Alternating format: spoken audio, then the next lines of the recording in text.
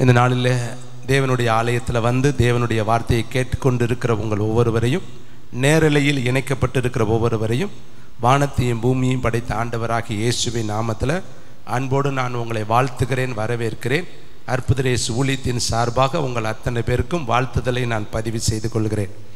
இந்த நாளின் காலை தியானத்துக்கென்று தெரிந்து கொள்ளப்பட்ட பரிசுத்த வேத பகுதி 1 பேதுரு புஸ்தகம் 4ஆம் அதிகாரம் 7வது வார்த்தை, 320வது பக்கம், புதிய ஏற்பாடு. எல்லாரும் ஜெபத்தோடு நம்ம வாசிக்கலாம். எல்லாவற்றிற்கும் முடிவு சமயம் ஆயிற்று, ஆகையால் தெளிந்த புத்தியுள்ளவர்களாயிருந்து ஜெபம் பண்ணுவதற்கு ஜாக்கிரதை உள்ளவர்களாய் இருங்கள்.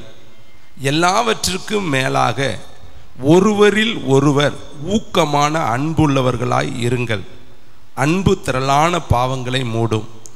முறுமுறுப்பு இல்லாமல் ஒருவரை ஒருவர் உபசரியுங்கள். அவனவன் பெற்ற வரத்தின்படியே நீங்கள் தேவனுடைய பற்பல கிருபையுள்ள ஈவுகளை பகிர்ந்து கொடுக்கும் நல்ல உக்கிரானக்காரர் போல ஒருவருக்கொருவர் உதவி செய்யுங்கள். கர்த்தருடைய பரிசுத்த நாமத்திற்கு மகிமை உண்டாகட்டும்.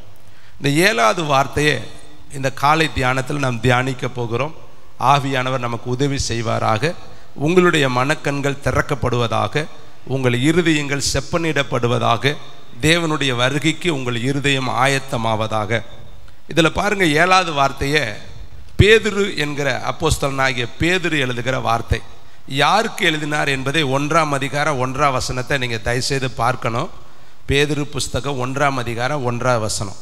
இயேசு கிறிஸ்துவின் அப்போஸ்தலனாகிய பேதுரு யாருக்கெல்லாம் எழுதுகிறாரு? பொந்து, கலாத்தியா, கப்பந்தோகியா, ஆசியா, பித்தினியா தேசங்களிலே சிதறி இருக்கிறவர்களில் பிதாவாகிய தேவனுடைய முன்னறிவிப்பின்படியே ஆவியானவருடைய பரிசுத்தமாக்குதலினாலே கீழ்ப்படிதலுக்கும் இயேசு கிறிஸ்துடைய இரத்தம் தெளிக்கப்படுதலுக்கும் தெரிந்து கொள்ளப்பட்ட பரதேசிகளுக்கும் எழுதுகிறதாவது, கிருபையும் சமாதானமும் உங்களுக்கு பெருக கடவது. எத்தனை தேசத்தில் இருக்கிறவங்களுக்கும், இந்த உலகத்தில் வாழ்ந்து கொண்டு இருக்கிற எப்படிப்பட்டவங்கன்னு எழுதுறாரு? பரதேசிகளுக்கும் எழுதுகிறதாவது. எந்தெந்த ஊரில் இருக்கிறவங்க? பொந்து அப்படிங்கிற ஊரில் தேசம், அடுத்து கலாத்தியா தேசம், அடுத்து கப்பந்தோகியா தேசம், ஆசியா தேசம், பித்தினியா தேசம், இப்படியே சிதறி இருக்கிறவர்களுக்கும் கடைசியில் எழுதுறாரு நம்மளை பற்றி, இந்த தெரிந்து கொள்ளப்பட்ட பரதேசிகளுக்கும் எழுதுகிறதாவது. இந்த பரதேசிங்கிற வார்த்தையை வேற வேதத்தில் பரலோகத்தினுக்கு அது ஒப்புமையான ஒரு வார்த்தையாக பாரடைஸ் என்று எழுதப்பட்டிருக்கு. அது வேற, அந்த பாரதேசி வேற. இந்த பூமியில் நம்ம இப்போ எப்படி இருக்கிறோம்? பரதேசிகள் அப்படின்னா நிலையற்றவர்கள். இந்த பூமியில் நமக்கு எதுவுமே நிலையானது கிடையாது. சுருக்கமாக சொன்னால் நம்மளே என்ன சொல்லுவாங்க தெரியுமா? அழகா வேதம் சொல்லுது, இந்த தேகத்தை விட்டு பெயர்ந்து போவது சீக்கிரத்தில் சம்பவிக்கும் என்பதை நான் அறிந்து. தேகம்னா சரீரம். இன்னும் அழகா எழுதுறாரு, கூடாரத்தை விட்டு போவது சீக்கிரத்தில் சம்பவிக்க வேண்டும் என்பதை அறிந்து. அப்படின்னா அதுவும் சரீரம். நம்முடைய குடியிருப்பு பரலோகத்தில் இருக்கிறது, அதுவும் நம்ம சீக்கிரமாக போகிற ஒரு இடம். இந்த பாருங்க, எல்லா இடத்துல இருக்கிற மக்களுக்கு இந்த நிருபம் எழுதப்பட்டது. இதை வாசிக்கிற நமக்கும் எழுதப்பட்டது, கேட்கிற நமக்கும் எழுதப்பட்டது, நேரலையில் இணைக்கப்பட்ட எல்லாருக்குமே இந்த வேதத்தினுடைய பகுதி எழுதப்பட்டிருக்கிறது. இதில் என்ன அவர் சொல்றாரு? நமக்கு என்ன, இந்த காலை வேளையில் எல்லாவற்றிற்கும் முடிவு சமீபமாயிற்று. அப்போ முடிவு காலம் ரொம்ப பக்கத்தில் வந்துருச்சு. உங்கள் பிரச்சனைக்கு ஒரு முடிவு வந்துருச்சு. உங்கள் வியாதி, வேதனை, வருத்தம், கஷ்டம், கண்ணீர், பாடு, அவமானம், நிந்தை, பரியாசம், இழப்புகள் எல்லாவற்றுக்கும் முடிவு சமீபமாயிடுச்சு. இந்த உலகத்திற்கே ஒரு முடிவு வரப்போகுதுன்னா உங்கள் பிரச்சனைக்கு ஒரு முடிவு வரும். ஒரு மனிதன் பிறக்க ஒரு காலம், இறக்க ஒரு காலம். அப்போ மனிதனுக்கு ஒரு முடிவு இருக்குது. நிச்சயமாய் ஒரு நாள் ஒரு மனிதனாய் பிறந்தவன் ஒரு நாள் முடிவு உண்டாயித்தான் ஆகணும். ஏன்னா பிறப்புன்னு ஒன்று இருந்தால் இறப்புன்னு ஒன்று இருக்கும். நிச்சயமாய் ஒரு நாள் உங்களை சவப்பெட்டியில் வைப்பாங்க. உங்கள் உறவினர்கள், உங்கள் பிள்ளைகள், உங்கள் உற்றார், உங்கள் உடன் பிறந்தவர்கள். நிச்சயமாக அந்த சம்பவம் நடக்கும். அது நடக்காமல் போகாது. இல்லாவிட்டால் அவருடைய வருகையில் எடுத்துக்கொள்ளப்படும். இந்த 2ல் 1 எல்லாருடைய வாழ்க்கையிலே நடக்கும். இது மாறி போகாத ஒரு தீர்க்க தரிசன வார்த்தை. நீங்கள் பிறந்துட்டீங்க, வளர்ந்துக்கிட்டு இருக்கிறீங்க, ஒரு நாள் ஓட்டம் முடியும். ஒரு நாள் பெட்டியில் நீங்கள் படுக்கிறதுக்கு முன்னாடி நீங்கள் செய்ய வேண்டிய நிறைய பணிகள் இருக்குது. அதை செய்து முடிக்கணும்னு தான் இந்த பேதுரு இந்த நிருபத்தை எழுதுறார். என்ன எழுதுறாரு? எல்லாவற்றிற்கும் முடிவு சமீபமாயிற்று. அதனால நீங்க எப்படி இருக்கணும்? தெளிந்த புத்தி உள்ளவர்களாக இருக்கணும். இந்த உலகத்துல கொஞ்ச காலம் என்பதை முதல்ல நீங்க புத்தியோடு தெரிந்து கொள்ளணும். இயேசுவினுடைய வருகைக்கு எதிர்கொண்டு போன 10 ஸ்திரீகளில் 5 ஸ்திரீகள் புத்தியோடு எதிர்கொண்டு போனாங்களாம். 5 ஸ்திரீகள் புத்தி இல்லாமல் எதிர்கொண்டு போனாங்களாம். 10 பேரும் எதிர்கொண்டு தான் போனார்கள். மணவாளனை சந்திக்கத்தான் போனார்கள். 10 பேரும் மணக்கோலத்தில் இருக்கிற மணவாளனை பார்த்து அவரோடு இணைந்து கொள்ளத்தான் போனார்கள். ஆனால் குறைவோடு 5 பேர்கள் போனார்கள். நிறைவற்றவர்களாய் 5 பேர்கள் போனார்கள். ஆயத்தமில்லாதவர்களாய் 5 பேர்கள் போனார்கள். தேவன் எதிர்பார்க்கிற சுபாவம் இல்லாதவர்களாய் 5 பேர்கள் போனார்கள். ஆனால் 5 பெண்கள் எல்லா விதமான ஆயத்தத்தோடு கூட போனார்கள் என்று சொல்லி வேதம் சொல்கிறது. பேதுரு எழுதும் பொழுது சொல்றார், புத்தி உள்ளவர்களாய் இருங்க. ஆகையால் நீங்கள் எப்படி இருக்கணும்? புத்தி உள்ளவர்களாய் இருந்து என்ன பண்ணணும்னு சொல்றாரு? இந்த கடைசி காலத்துல ஜெபம் பண்ணுவதற்கு ஜாக்கிரதையா இருங்க. அப்ப முடிவு வந்துருச்சு, நீ ஜாக்கிரதையா இரு. முடிவு வந்துருச்சு, நீ தெளிந்த புத்தி உள்ளவனா இரு. முடிவு வந்துருச்சு, ஜெபம் பண்ணுவதற்கு நீ ஆயத்தமா இரு. இந்த வேதத்தில் பார்த்தீங்கன்னா சாலமோன் எழுதின நீதிமொழிகள் புஸ்தகம் 783வது பக்கம் அவர் ஒரு வார்த்தையை ஆணித்தரமாக எழுதுகிறதை நான் உங்களுக்கு காண்பிக்க விரும்புகிறேன். 783வது பக்கம் நீதிமொழிகள் 23ஆம் அதிகாரம் 18வது வார்த்தை எடுத்தவங்க வாசிக்கலாமா? கர்த்தருக்கு மகிமை உண்டாகட்டும். நிச்சயமாகவே சொல்லுங்க எல்லாரும், நிச்சயமாகவே. அழகா எழுதுறாரு, நிச்சயமாகவே முடிவு உண்டு. எல்லா பிரச்சனைக்கும் ஒரு முடிவு உண்டு. உன்னுடைய வாழ்க்கைக்கு ஒரு முடிவு உண்டு. உன்னுடைய பணி, நீ செய்யக்கூடிய வேலைக்கு ஒரு முடிவு உண்டு. உன் இளமைக்கு ஒரு முடிவு உண்டு. உன் குழந்தை பருவத்திற்கு ஒரு முடிவு உண்டு. ஊழியத்திற்கு ஒரு முடிவு உண்டு. உன்னுடைய பிரயாசத்திற்கு ஒரு முடிவு உண்டு. எல்லாவற்றிற்கும் முடிவு ரொம்ப பக்கத்தில் இருக்கு. சமீபம் ஆயிற்று அப்படின்னா நியரஸ்டா இருக்கு. வேதம் சொல்லுது, அவரை தொழுது கொள்ளும் பொழுதெல்லாம் அவர் நமக்கு சமீபமாய் இருக்கிறார். அவரை இவ்வளவு சமீபமாய் கொண்டிருக்கிற வேறே ஜாதி எது என்று வேதம் சொல்லுது. அப்ப நம்ம எப்பெல்லாம் அவரை தொழுது கொள்றோமோ அப்பெல்லாம் கர்த்தர் நமக்கு நியரஸ்டா வந்துடுறார். ரொம்ப பக்கத்துல நியரா நிற்பார். உன் பக்கத்துல உன் சொல்ற தொட்டுக்கிட்டு உன் பக்கத்துல நின்று உன் ஆராதனையில் அவர் பிரியப்படுகிற தேவனா இருக்கிறார். அதே போலதான் உனக்கு முடிவும், உன் பிரயாசத்திற்கான முடிவும், உன் வருத்தத்திற்கான முடிவும், உன் கண்ணீருக்கான முடிவும், உன் துக்கத்திற்கான முடிவும், உன்னுடைய இழப்புகளுக்கான முடிவும், இந்த உலகத்தில் நீ படுகிற ஒவ்வொரு பிரயாசத்திற்கும் முடிவு ரொம்ப பக்கத்தில் இருக்குது. அதனால நீங்க என்ன வேதம் சொல்லுது? நிச்சயமாய் முடிவு உண்டு. இதை நீங்க நல்லா தெரிந்து இருதயத்துக்குள்ள பதிச்சு வச்சுக்கணும். நிச்சயமா எல்லா பாடுகளுக்கும் ஒரு முடிவு உண்டு. எல்லா கஷ்டத்திற்கும் ஒரு முடிவு உண்டு. எல்லா வேதனைகளுக்கும் ஒரு முடிவு உண்டு. எல்லா கண்ணீருக்கும் ஒரு முடிவு உண்டு. எல்லா பாடுகளுக்கும் ஒரு முடிவு உண்டு. இந்த உலகத்தில் நம்ம படுகிற எல்லா காரியத்திற்கும் ஒரு முடிவு உண்டு. அதைத்தான் கடைசியில் முடிக்கிறாரு, எல்லாவற்றுக்கும் முடிவு, நிச்சயமாய் முடிவு உண்டு. உன் நம்பிக்கை வீண் போகாது. அதே சங்கீத புஸ்தகம் 37 வாசித்து பாருங்கள். 693வது பக்கம் இங்க பக்தன் எழுதுகிற, சங்கீதக்காரர் எழுதுகிற ஒரு வார்த்தை. 693வது பக்கம் சங்கீதம் 37 வார்த்தை. நீ உத்தமனை நோக்கி செம்மையான மனுஷனை பாரு, அந்த மனுஷனுடைய முடிவு சமாதானம். இந்த உலகத்துல யாரு சமாதானமா முடிப்பாக தெரியுமா? உத்தமனாய் வாழ்கிறவன், உண்மையாய் வாழ்கிறவன், நீதியாய் வாழ்கிறவன், நேர்மையாய் வாழ்கிறவன், தெய்வ பயத்தோடு வாழ்கிறவன், அவனுடைய முடிவு சமாதானமாய் இருக்கும். யோபுவோடைய வாழ்க்கையில பாருங்களேன், அவன் உத்தமனும் தேவனுக்கு பயந்து பொல்லாப்புக்கு விலகுகிறவன் என்று வேதத்தில் எழுதப்பட்டிருக்கு. ஆனா அவனுக்கு எத்தனையோ பாடுகள் வந்துச்சு. அவனுடைய வாழ்க்கையில இந்த வேதத்தில் அவனை போல பாடுபட்டவர்கள், மனிதர்களாய் பிறந்தவர்கள் யாருமே கிடையாது. மனிதர்களாய் பிறந்த ஒரு மனுஷன் அதிக பாடுகள் வழியாய் போனவன் யோபு என்று வேதத்தில் எழுதப்பட்டிருக்கு. அத்தனை பாடுகளில் போனவனுடைய முடிவு சம்பூர்ணமாய் அவன் ஓட்டத்தை முடிச்சான். முடிவு 2 மடங்கு ஆசீர்வதித்தார் என்று சொல்லி அவனுடைய வாழ்க்கையை குறித்து வேதம் சொல்லுது. அவன் கீர்த்தியுள்ளவனாய் முடித்தான் என்று சொல்லி வேதம் சொல்கிறது. அவன் சம்பூர்ணமாய் முடித்தான் என்று சொல்லி வேதம் சொல்கிறது. இங்கு பாருங்க, அழகாய் பக்தனாகிய தாவீது எழுதுகிறான், உத்தமனை நோக்கி பாரு, செம்மையானவனை பார்த்துரு, அந்த மனுஷனுடைய முடிவு சமாதானம். அப்ப உத்தமனா வாழ்ந்தாலும் முடிவு வரும், செம்மையானவனாய் வாழ்ந்தாலும் முடிவு வரும், துன்மார்க்கமாய் வாழ்ந்தாலும் முடிவு வரும். ஆனா வேதம் சொல்ல, துன்மார்க்கனுடைய முடிவு சமாதானம் இல்லை. துன்மார்க்கனுக்கு சமாதானம் இல்லை. ஆனா நீதிமானுக்கும் உத்தமனுக்கும் முடிவு எப்படி இருக்குமா? சமாதானத்தோடு முடியும் என்று வேதம் சொல்லுது. பிரசங்கி புஸ்தகம் 7ஆம் அதிகாரம் 8வது வார்த்தை. பிரசங்கி எழுதின புஸ்தகம் 7ஆம் அதிகாரம் 8வது வார்த்தையை வாசித்து பார்க்கலாம். அங்கு வேதம் சொல்லுகிற ஒரு அருமையான வார்த்தை உண்டு. ஒரு காரியத்தின் துவக்கத்தை பார்க்கிலும் முடிவு நல்லது. முதல்ல துவக்கம் எப்படி வேணாலும் இருக்கலாம், ஆனால் முடிவு எப்படி இருக்கணும்? நல்லதா இருக்கணும். வேதம் சொல்லுது, துரிதமாய் கிடைக்கிற ஆசீர்வாதம் முடிவில் ஜெயம் பெறாது. முதல்ல எடுத்த உடனே வேகமாக ஓடுறவங்களை பார்த்தீங்கன்னா கடைசியில் ஓட்டம் முடிகிறப்ப வேதனையாக முடிப்பாங்க. எடுத்த எடுப்பில் அவங்க ஓட்டம் பயங்கரமாக இருக்கும். எல்லா வாசலும் டக்கு டக்குன்னு திறந்தா முடிவு அந்த வாசல் அடைக்கப்பட்டு போயிடும். வேதம் சொல்லுகிறது, துரிதமாய் கிடைக்கிற சுதந்திரம் முடிவில் ஜெயம் பெறாது. இங்க இவர் எழுதுறாரு பாருங்களேன், ஒரு காரியத்தின் துவக்கத்தை பார்க்கலாம். துவக்கம் எப்படி வேணாலும் இருக்கலாம், ஆனா முடிவு எப்படி இருக்கணும் தெரியுமா? நல்லதா இருக்கணும். முடிவு தான் நமக்கு முக்கியம். நம்ம எப்படி வேணாலும் தொடங்கி இருக்கலாம். நீ விசுவாசத்தின் வாழ்க்கையை நீ எப்படி வேணாலும் தொடங்கி இருக்கலாம். ஒரு ரட்சிப்பின் ஆரம்பம் எப்படி வேணாலும் இருக்கலாம். நீ ஊழியத்திற்கு வந்த பாதைகள் எப்படி வேணாலும் இருக்கலாம். நீ அழைக்கப்பட்ட பொழுது உன் நிலைமை வெவ்வேறாய் இருக்கலாம். நீ ஒவ்வொருத்தரும் ஒவ்வொரு நிலையில வந்திருப்பீங்க. சிலர் கரையற்ற பிழையற்ற மாசு மறுவற்ற வாழ்க்கையோடு நீங்கள் கர்த்தரிடத்தில் வந்திருக்கலாம். சில பிள்ளைகளுடைய வாழ்க்கை கரைபட்டு பிழைபட்டு மாசு மறுபட்டு பலவிதமான துக்கத்திலையும் வேதனையிலும் கண்ணீரில் நீங்கள் வந்திருக்கலாம். பலவிதமான சூழ்நிலையில் நம்முடைய வாழ்க்கை இருந்து வந்திருக்கலாம். எப்படி வந்திருந்தாலும் ஆரம்பம் எப்படி வேணாலும் இருக்கலாம், ஆனால் முடிவு மட்டும் சம்பூர்ணமாக இருக்கும். நம்ம முடிக்கிறப்ப பரலோகத்துக்குள்ள கால் வைக்கணும் தேவனுடைய பிள்ளை.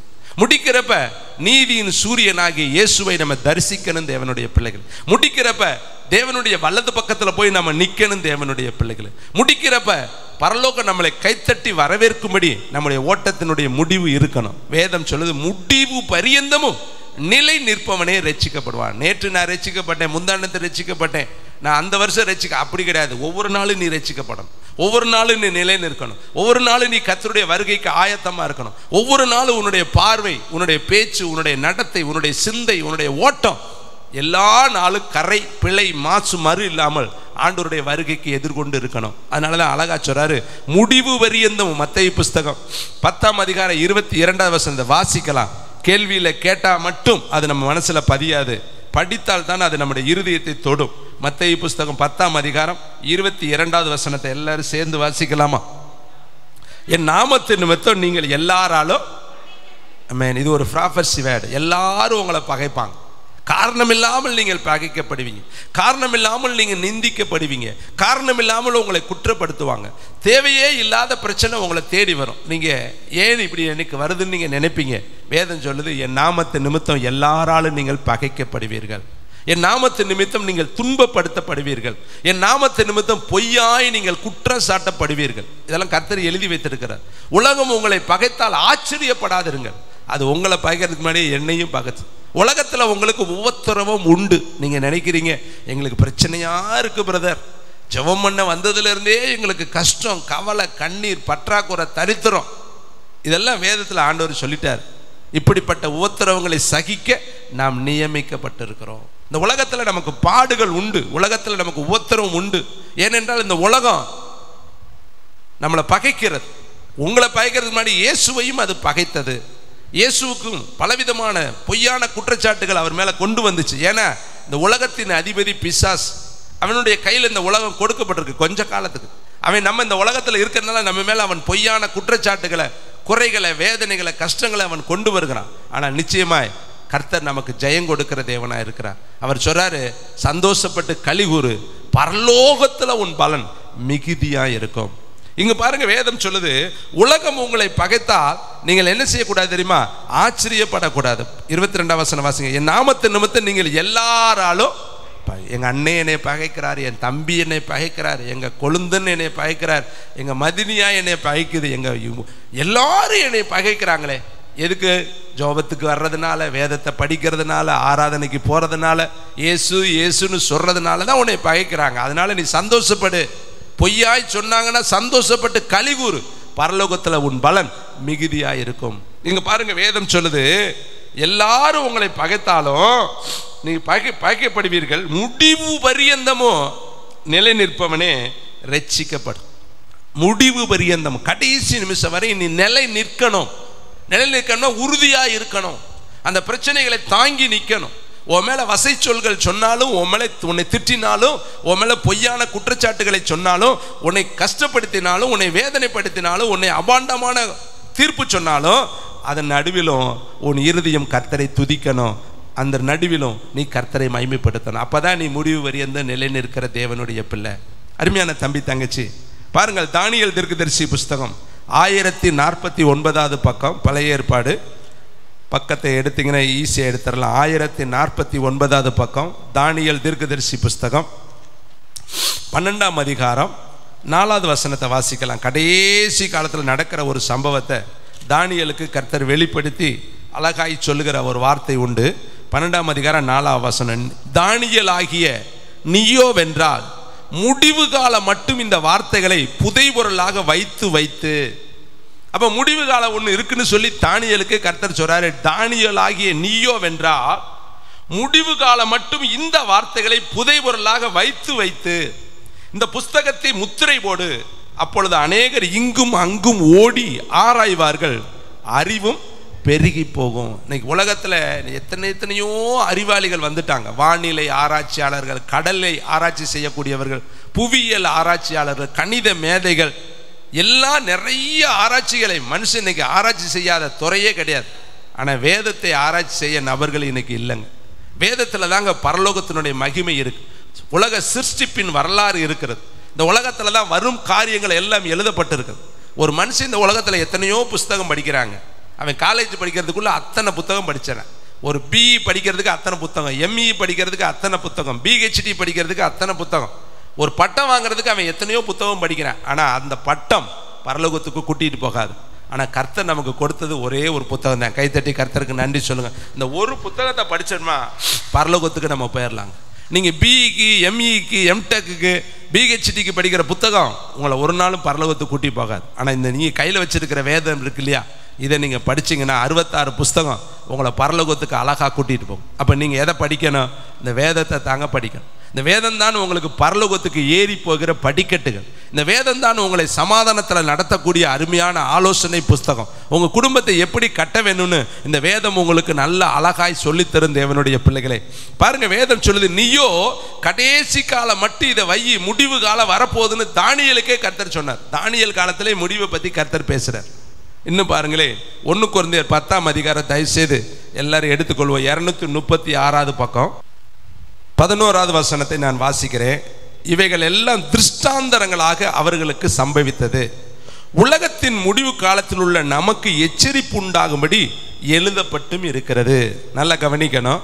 திருஷ்டாந்தரங்களாக அவர்களுக்கு சம்பவித்தது, உலகத்தின் முடிவு காலத்தில் உள்ள நமக்கு எச்சரிப்பு உண்டாகும்படி எழுதப்பட்டிருக்கிறது. அப்போ உலகத்தின் முடிவு காலத்தில் இருக்கிற நமக்கு இந்த வேதத்தில் இருக்கிற சில பகுதிகள் எச்சரிப்பு உண்டாகும்படி எழுதப்பட்டிருக்கு. இதுக்கு மேலே பார்த்தீங்கன்னா 4 காரியம் எழுதப்பட்டிருக்கு. நீங்கள் பார்த்தீங்கன்னா 7வது வசனத்தை, அதே பகுதியில் 7வது வசனத்தை வாசிக்குவோம். ஜனங்கள் புசிக்கவும் குடிக்கவும் உட்கார்ந்து விளையாட எழுந்திருத்தார்கள் என்று எழுதியிருக்கிறபடி அவர்களில் சிலர் விக்கிரகாராதனைக்காரர்கள் ஆனது போல நீங்களும் ஆகாதிருங்கள். அப்போ முதல்ல அந்த காலத்தில் வந்தவர்கள் இஸ்ரவேலர்கள் வருகிற பாதையில் விக்கிரக ஆராதனைக்காரர்கள் ஆனார்களாம். வருகிற பாதையிலே பார்த்தீங்கன்னா ஆரோன் என்ன பண்ணியிருக்கிறாரு, சிற்ப கருவியை தூக்கிட்டு வர்றார். நல்லா கவனிக்கணும். அந்த கருவி எங்கேருந்து வந்துச்சு? இவன் வர்ற பாதையிலே எடுத்துகிட்டு வர்றேன். பாருங்க, ராகேலு யாக்கோபோட தான் வந்துக்கிட்டு இருக்கான். ரொம்ப நேசித்த ஒருத்தி. ராகேலுக்காக யாக்கோபு கிட்டத்தட்ட 14 ஆண்டுகள் ஆடு மேய்க்கிறேன், மாடு மேய்க்கிறேன், பண்ணையில் இருக்கிறேன், கொத்தடிமையாக இருக்கிறேன். அவளை அவ்வளவு நேசிக்கிறேன்.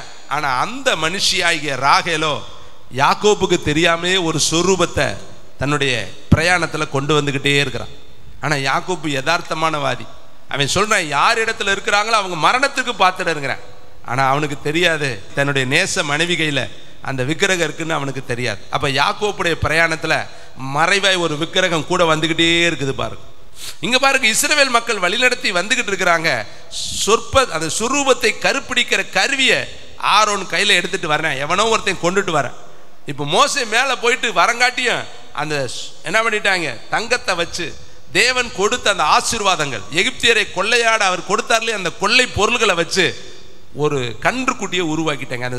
அந்த உருவாக்கக்கூடிய கருவி அவங்க கையில் இருக்குது, ஏற்கனவே வச்சுக்கிட்டே வரேன். அந்த அடிமைத்தனத்தில் இருந்தவன் அங்கே பார்த்ததெல்லாம் மனசில் பதிஞ்சு என்னைக்காவது தேவைப்படும்டான்ட்டு அவன் வரேன். இன்னும் பார்த்தீங்கன்னா ஆட்டு உரல், அம்மி உரல், இடிக்கிறதெல்லாம் கொண்டுட்டு வர்றேன்.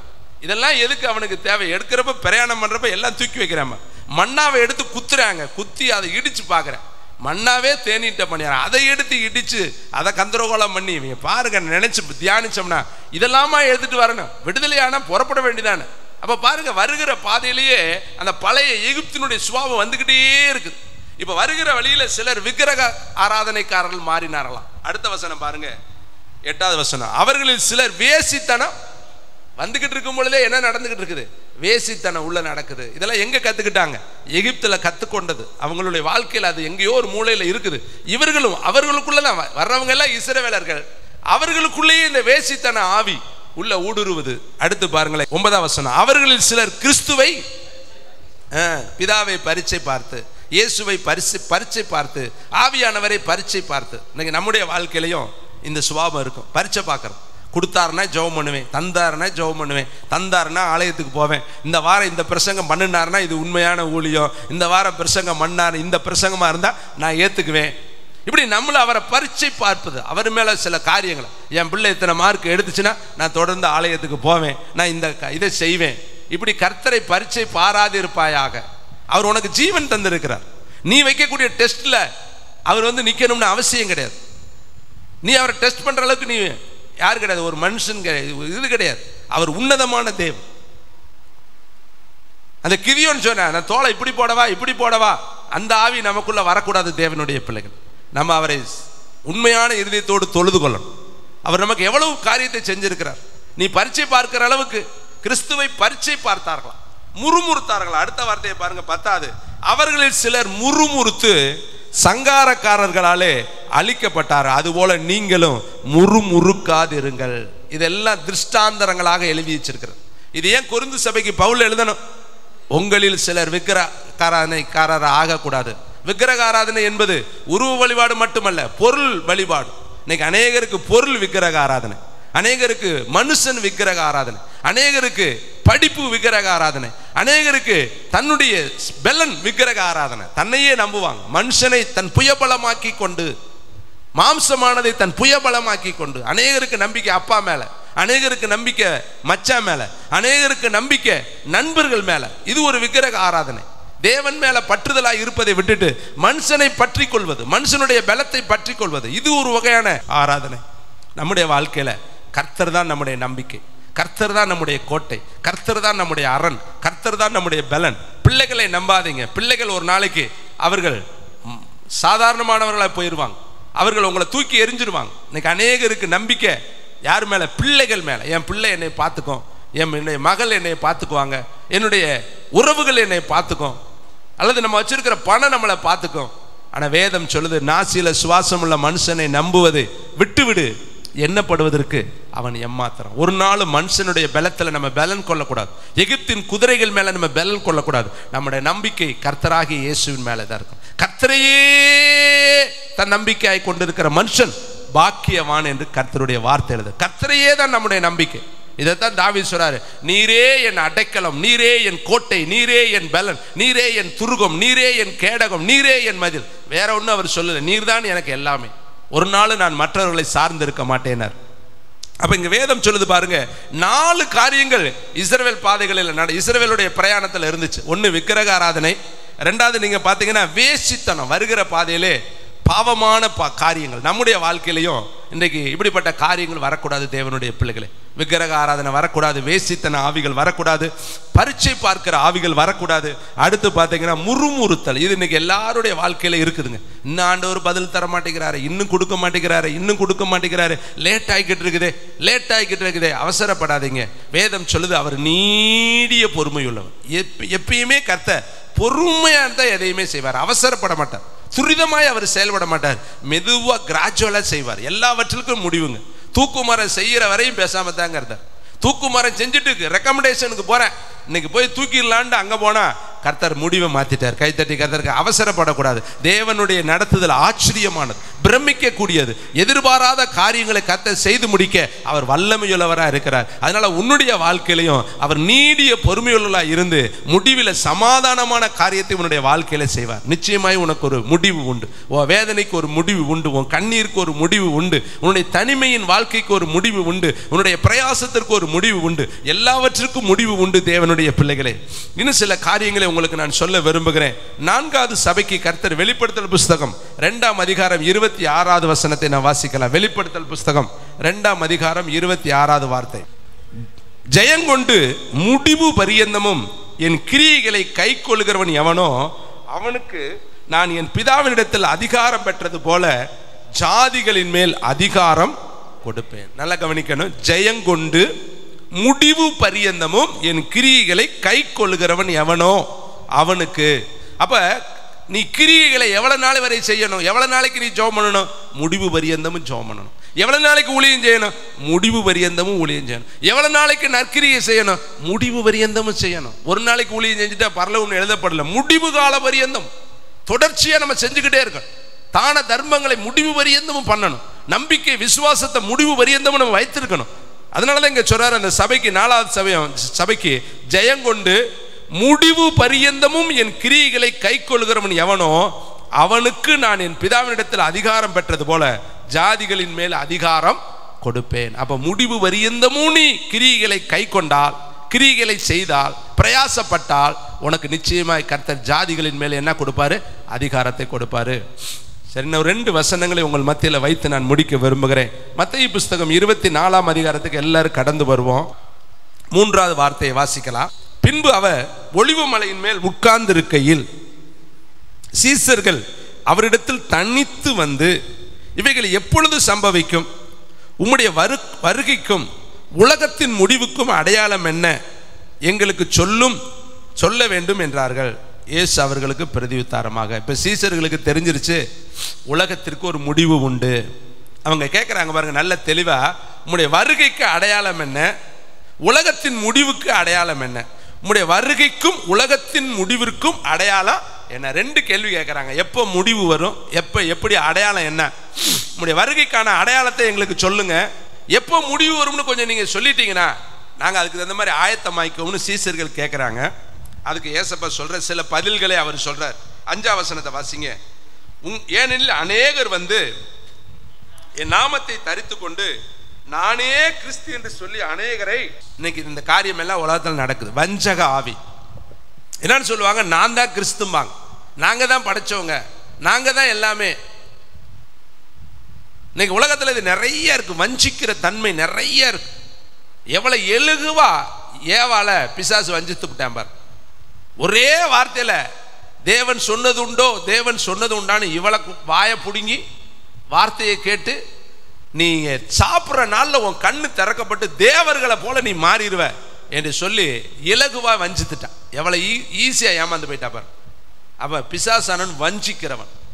அப்ப அந்த பிசாசனுடைய சுபாவம் இன்னைக்கு நிறைய இடத்துல காணப்படுது தேவனுடைய பிள்ளைகளை, வஞ்சக ஆவி. அப்ப இந்த உலகத்துல ஃபர்ஸ்ட் கர்த்தர் சொல்றாரு, ஒருவனும் உங்களை வஞ்சிக்காதபடி.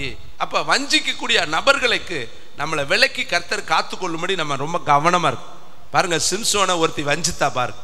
அவன் பார்க்க அழகா இருக்கிறா, அவதான் எனக்கு மனைவி, அவளைத்தான் கொல்லணும்னு நினைச்சான். ஆனா அவ எவ்வளவு அழகா இவனை வஞ்சிக்கிறப்ப, மடியிலே படுக்க போட்டு அழகா பேசி முடிய கத்திரிச்சு கடைசியில கண்ணை புடுங்கி கடைசியில மாவரைக்க போட்டு தேவனுடைய பலத்தை எல்லாம் அவ உரிந்து கொண்டாள். வஞ்சக ஆவி அவனுடைய வாழ்க்கையில எவ்வளவு பெரிய வேதனையை உருவாக்கிருச்சு பாரு. வேதத்துல இப்படி நிறைய பேர் வஞ்சிக்கப்பட்டார் பாருங்க. அழகா ஈசாக்கு கண்ணு தெரியல, யாக்கோபு போய் அப்பாவையே வஞ்சிக்கிறேன். எப்படி ஏமாத்துறேன்? நான் தான் ஏசா வந்திருக்கிறேன். அவரு கேட்கிறாரு, குரல் யாக்கோபு மாதிரி இருக்கே, நான் வா உன் பக்கத்துல உன்னை நான் மோந்து பார்க்கணும், நான் உன்னை தொட்டு பார்க்கணும். அவர் எவ்வளவோ சந்தேகப்படுறாரு. ஆனாலும் கூட இவன் ஏமாத்தி விட்டேன். என்ன போட்டுட்டு போனது அவ அழகா அவன் மனைவி போட்டு கொடுக்குறா. என்னது? ஏசாவுடைய உடையை எடுத்து கொடுத்தான். கையில எல்லாம் ரோமம் உள்ள ஆட்டுக்குட்டி மயிரை கட்டி விட்டா. ஏன்னா புருஷனை பத்தி மனைவிக்கு ரெபேக்காலுக்கு தெரியுது, தொட்டு போமாண்டான்னு. இவன் என்னென்ன அவன் செய்வான்னு தெரிஞ்சு அத்தனையும் இவளை ஆல்ரெடி அவனுக்கு பிக்ஸ் பண்ணி அனுப்புறா. ஆனால் கடைசியில் அவன் வஞ்சிக்கப்பட்டு ஏமாத்தி ஆசீர்வதிச்சிட்டான்னு வேதம் சொல்லுது பாருங்க. யாக்கோபே தன்னுடைய தகப்பனையே வஞ்சிக்கிறான், ஏமாத்தி எடுத்துக்கொண்டான். அண்ணனை வஞ்சிக்கிறேன். எப்படி வஞ்சிக்கிறேன்? அந்த சேஷ்ட புத்திர பாகத்தை வஞ்சித்து எடுத்துக்கொண்டான் பயனற்ற கூழுக்காக. இப்போ பார்த்தீங்களா, குடும்பத்தில் இருக்கிறவனே குடும்பத்தில் இருக்கிறவனை வஞ்சிக்கிறான். வேதத்தில் நிறைய இருக்கு தேவனுடைய பிள்ளைகளை. அப்ப நம்முடைய வாழ்க்கையிலும் ரொம்ப கவனமா நம்ம இருக்கணும். அடுத்த 6வது வசனம் சொல்லுது, யுத்தங்களையும் யுத்தங்களின் செய்திகளையும் கேள்விப்படுவீர்கள். இப்ப நம்ம கேள்விப்படுறோம், இஸ்ரவேல்ல போர் நடக்குது. இங்க பாத்தீங்கன்னா உலக நாடுகள் எல்லாமே எங்க பார்த்தாலும் போர்கள், எங்க பார்த்தாலும் யுத்தங்கள், பயங்கரமான அணு ஆயுதங்கள். மனுஷன் பாதுகாப்புக்காக இன்னைக்கு உருவாக்குனதெல்லாம் இன்னைக்கு அழிவுக்காக பயன்படுத்தி கொண்டு இருக்கிறது. கடைசி காலம் வந்துருச்சுங்கிறது கர்த்தர் சொன்ன வார்த்தை எல்லாம் நிறைவே. யுத்தங்களையும் யுத்தங்களின் செய்திகளையும் கேள்விப்படுவீர்கள், கலங்காதபடிக்கு எச்சரிக்கையா இருங்கள். இவைகள் எல்லாம் சம்பவிக்க வேண்டியதே, ஆனாலும் முடிவு உடனே வராது. 7ஆம் வசனம் பாருங்க, ஜனத்துக்கு விரோதமாய் ராஜ்யத்துக்கு விரோதமாய் எழும்பும். அடுத்து பஞ்சங்களும் கொள்ளை நோய்களும் பூமி எதிர்ச்சிகளும் பல இடங்களில். இதெல்லாமே இப்ப வந்திருக்கு பாத்தீங்கன்னா, பஞ்சம் வந்துருச்சு, தண்ணி பஞ்சம். இப்ப டெல்லியில தண்ணி பஞ்சம், டெல்லியில எல்லாம் போய் பாருங்க தண்ணி பஞ்சம், தண்ணியே கிடைக்கல. நம்ம ஊர்ல இன்னைக்கு தண்ணி இருக்கு, உங்க வீட்டுல தண்ணி இருக்கு. நிறைய இடத்துல தண்ணி கிடையாது, சில இடத்துல பெட்ரோல் கிடையாது, சில இடத்துல வேலை கிடையாது, சில இடத்துல சமாதானம் கிடையாது. உலகத்துல நிறைய பஞ்சம் வந்துருச்சு. யோசேப்பு காலத்துல பஞ்சம் இருந்துச்சு, ஆபிரகாம் காலத்துல பஞ்சம் இருந்துச்சு, ஈசாக்கு காலத்துல பஞ்சம் இருந்துச்சு. வேதத்துல நிறைய காலம் மழை தாழ்ச்சியை குறித்துன்னு வேத பகுதியை எழுதப்பட்டு இருக்கிறது. தண்ணீர் இல்லாத பஞ்சம். 3.5 வருஷம் எலியா காலத்துல தண்ணியே கிடையாது, பஞ்சம். அங்க இருக்கிற எல்லாம் அழிந்தது என்று வேதம் சொல்லுது. சமரியா பட்டணத்துல என்ன கிடைச்சான்? மாவே இல்லை, அங்க இருக்க ஒண்ணு கூட கிடைக்கல, தானியம் இல்லை. பிள்ளைகளை தின்றார், பெற்றோர்கள் பிள்ளைகளை தின்றார்களாம், அவ்வளவு பெரிய பஞ்சம் வந்துச்சான்.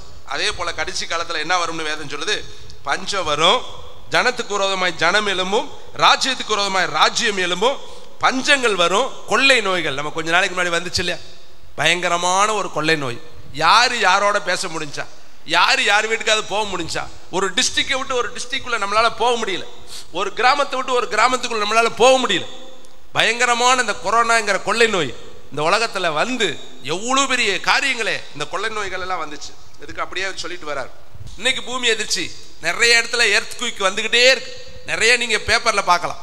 இத்தனை ரிக்டர் அளவில் இன்னைக்கு என்ன செஞ்சு பூமி எதிர்ச்சி இந்த ஊர்ல வந்துச்சு. நம்ம பக்கத்துல நியரஸ்ட் பிளேஸ்ல நிறைய இடத்துல வந்திருக்கு பூமி எதிர்ச்சி. இதெல்லாம் கடைசி காலத்துல வரும்.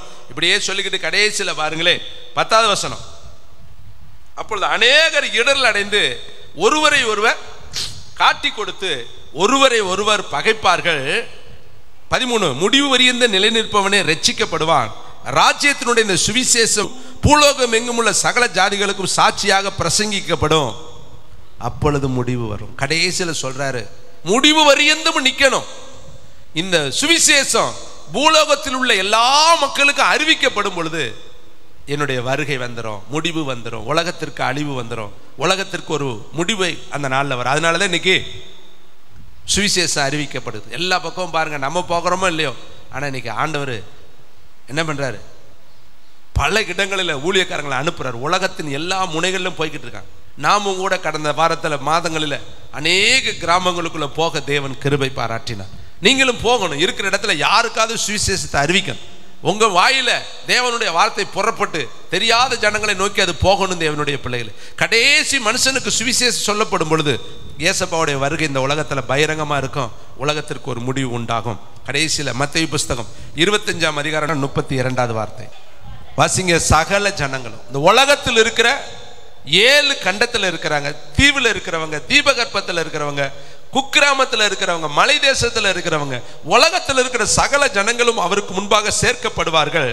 மேய்ப்பனானவன் செம்மறி ஆடுகளையும் வெள்ளாடுகளையும் வெவ்வேறாக பிரிக்கிறது போல அவர்களை அவர் பிரித்து செம்மறி ஆடுகளை தமது வலது பக்கத்திலும் வெள்ளாடுகளை தமது இடது பக்கத்திலும் நிறுத்துவார். அப்பொழுது ராஜா வலது பக்கத்தில் நிற்பவர்களை பார்த்து, வாருங்கள், என் பிதாவினால் ஆசீர்வதிக்கப்பட்டவர்களே, உலகம் உண்டானது முதல் உங்களுக்காக ஆயத்தம் பண்ணப்பட்டிருக்கிற ராஜ்யத்தை சுதந்திரித்துக் கொள்ளுங்கள் என்று சொல்வாராம். அப்படியே நீங்க பின்னாடி வாசித்து பார்த்தீங்கன்னா 41ஆம் வசனம், அப்பொழுது இடது பக்கத்தில் நிற்பவர்களை பார்த்து, அவர் சபிக்கப்பட்டவர்களே, என்னை விட்டு பிசாசுக்காகவும் அவன் தூதர்களுக்காகவும் ஆயத்தம் பண்ணப்பட்டிருக்கிற நித்திய அக்கினியிலே போங்கள். 2 பக்கமா ஜனங்களை பிரிப்பார. கடைசி நாளில் உலகத்தில் இருக்கிற அத்தனை கோடி ஜனங்களும் 2 இனமாய் பிரிக்கப்படுவார்.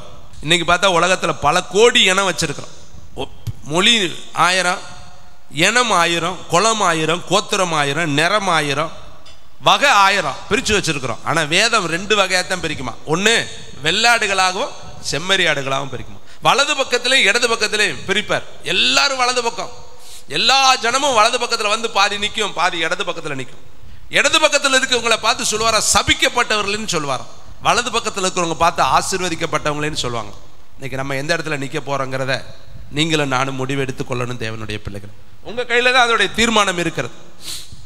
தேவன் யாரையும் பலாத்காரம் பண்ணுகிற ரொம்ப ஜென்டிலானவருங்க, டீசெண்டானவருங்க. கதவை தட்டிக்கிட்டே இருப்பார், கதவை திறந்தா தான் உள்ள வருவார். ரட்சிப்பு உன்னுடைய இருதயத்தை நீ திறந்து கொடுத்தேன்னா அவர் ரட்சிக்க ஆயத்தமாக இருக்கிறார். அவர் பலாத்காரம்லாம் பண்ண மாட்டார். யாக்கோப்பு கிட்ட போராடுறது மாதிரி உன்கிட்ட போராடலாம் முடியாது. இது கடைசி காலம். நீ தான் கதவை திறந்து கொடுக்கணும். நீ 6வது அறிவு பகுத்தறிவு, கர்த்தர் கொடுத்திருக்கிற அறிவு, பகுத்து பார்க்கிற அறிவு, நல்லது கெட்டதுன்னு உனக்கு தெரியும். பலமுறை கர்த்தர் நம்மகிட்ட பேசிக்கிட்டே இருக்கிறாரு. ஆனால் பேசும் பொழுது அதுக்கு நம்ம இடம் கொடுக்காத பொழுது அவர் ஒன்றும் செய்ய போகிறது கிடையாது. அதுக்காக உன்னை வழிமறிக்க விட மாட்டார். நீ தான் இடம் கொடுக்கணும். கடைசி காலத்தில் வந்துட்டோம் பாருங்க. 2 பக்கமாக பிரிச்சுட்டு ஒருத்தரை பார்த்து சொல்லுவாராம், வாருங்கள் ஆசீர்வதிக்கப்பட்டவங்களேன்னு கூப்பிடுவாராம். இன்னொருத்தரை பார்த்து சபிக்கப்பட்டவர்களேன்னு கூப்பிடுவாராம். அப்போ முடிவு வந்துடும் தேவனுடைய எல்லாருக்கும். இந்த உலகத்தில் எப்பேற்பட்ட மனுஷனும் ஒரு நாள் நியாய தீர்ப்பு நாளில் போய் நிற்கணும். பவுல் சொல்றாரு, என்னை குறித்து நான் தீர்ப்பு சொல்லேன். நான் எவ்வளவு ஊழியங்களை செஞ்சாலும், 4 முறை 3 முறை 4வது வானம் வரை எடுத்துக்கொள்ளப்பட்டாலும், பல பாஷைகளை பேசினாலும், ஊழியத்தில் பலவிதமான அடிகளை, அவமானங்களை, நிந்தைகளை நான் பட்டாலும், என்னை குறித்து நான் தீர்ப்பு சொல்ல முடியாது. என்னை நியாயம் விசாரிக்கிறவர் கர்த்தர். நான் அவரிடத்துல போய் நிற்கணும். அப்போ நிச்சயமாய் ஒரு நாள் நம்ம எல்லாரும் ஆண்டவர்கிட்ட போய் நிற்கணும். அதுக்காக அந்த எண்ணத்தோடு கூட நம்ம எல்லாரும் செபிக்கும்படி எழுந்து நிற்கலாம்.